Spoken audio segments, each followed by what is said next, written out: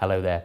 Perhaps the biggest development in the investing industry today is the rise of so-called robo-advice, automated portfolio management with minimal human interaction. For many people, particularly younger investors who don't have large amounts of money to put away, these online services are fine, but it's important to beware of their limitations. Neil Bage is the co-founder of a company called Suitable Strategies and an expert on financial behaviour. Robo-advice services that we see, we look at and we think, wow, why wouldn't you buy from them?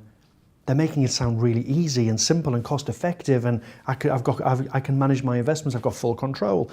So it's framed in a very positive and rosy light, so they kind of entice you in, and I think that's really quite dangerous. Because investing is inherently risky, it's vital to work out your risk profile. In other words, your willingness to take risk before you invest.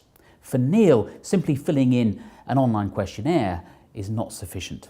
So the first problem we have is, in an online world, that methodology was designed for a face-to-face discussion. It was designed for you looking at me, the whites of my eyes, and asking me questions and assessing my attitudes to risk-taking. That's how it was designed. It was never designed to be put into an online world. And what people are doing is they're taking that methodology and they're just putting it online and allowing customers to do it themselves. They're removing the whites of the eyes conversation.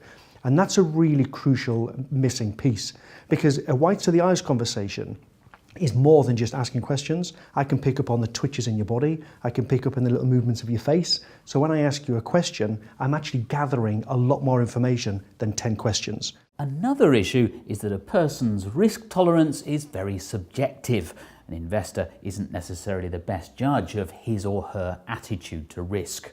We ask people a series of questions and we ask them, what do you think you would do in this given situation? And what psychology has proven time and time again is that humans are not very good at putting themselves into a future state and answering a question with any degree of authority. We can't do it. The lesson here is that if you're in any doubt, you should seek professional financial advice.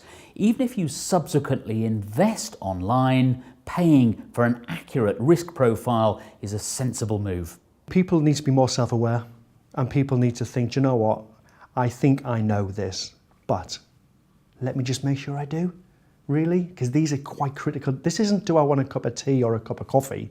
This is a decision that will affect my life for the rest of my life if it goes wrong. If I lose all my money on a bad investment or a bad financial strategy, that's a damaging thing to happen. So what I would suggest people do is kind of stop and say, am I really able to make this decision on my own?